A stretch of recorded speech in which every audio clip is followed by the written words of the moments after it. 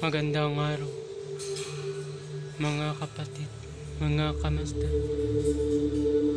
Ngayon, ibahagi ko sa inyo ang aking kalaman tungkol sa mga orasyon at buhay na salita.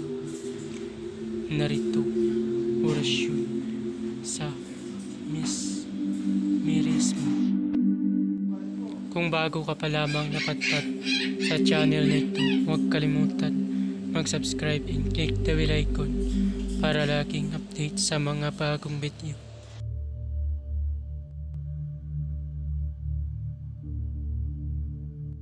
At bago ka pa lamang napadpad sa aking channel, huwag kalimutan mag-subscribe and click the bell icon para laging update sa mga bagong video. Maraming salamat. Bago magsimula, shoutout sa channel ni Child of God. Subscribe kayo dyan. Maraming salamat.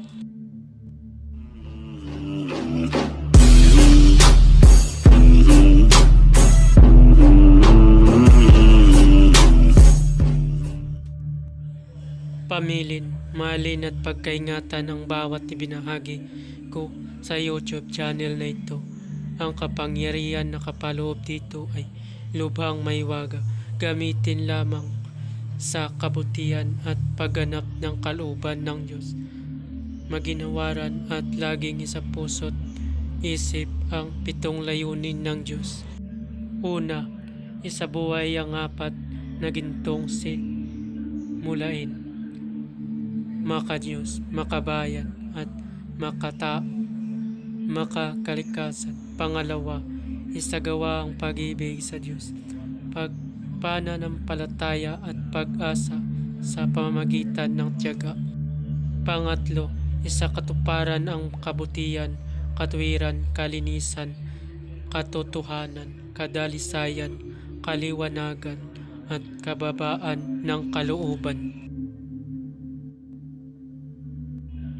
Pangapat, ipalaganap ang pagkakaisa, pagmamahalan, pagtulong sa kapwa, pagmimisyon, paglilinis ng sarili at pagbabago na paunlad.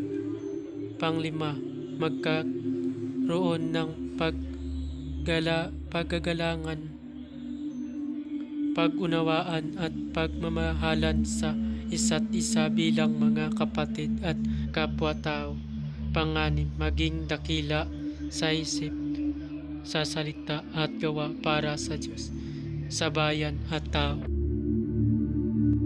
Pangpito, ipagpatibay ang kautusan ng Diyos, tumulong sa pagpapaunlad ng katauhan ng bawat kasapi ng samahan at tumupad sa hadikain ng Diyos sa tao sa pamamagitan ng pagsunod sa mga layuning ito. Ang isang naghanap sa Diyos ay makakasumpong sa Kanya at hindi pagkakaitan ng Kanyang liwanag. Isunod ang pamamaraan.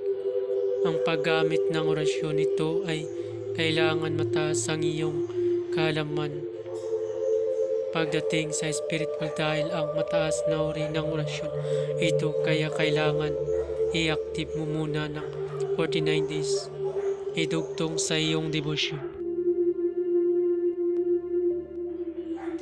Para saan nga ba kapag i-active mo ang orasyon? Para po ito sa iyong sarili.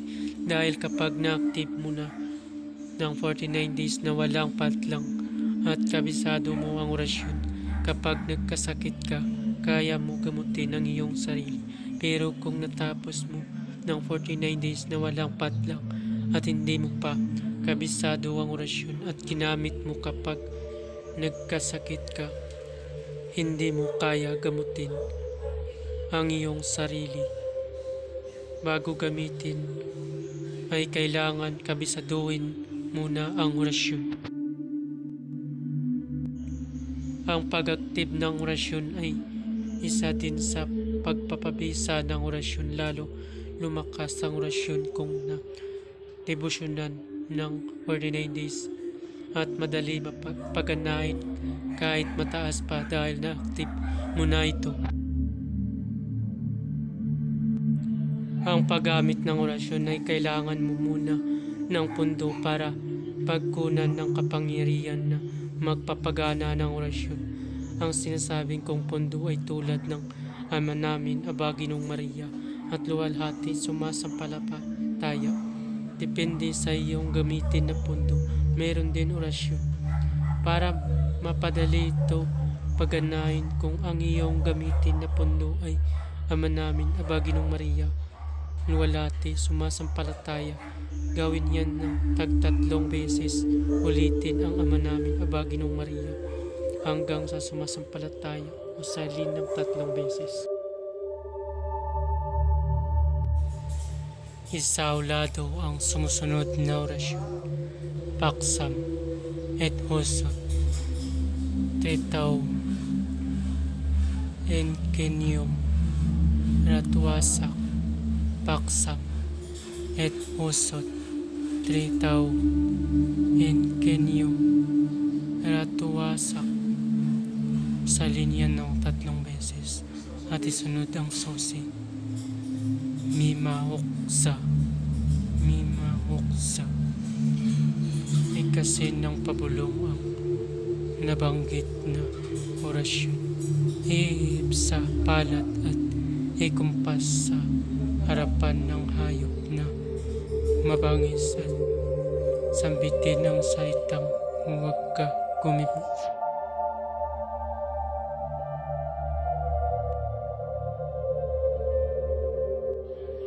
Wala ang lahat ng mga orasyon na iyong mababasa dito ay lubang makapangyarihan. Gamitin lamang sa mabuti. Ibinabahagi ko ang mga orasyon na ito para katulong at hindi para makapanakit ng sinuman.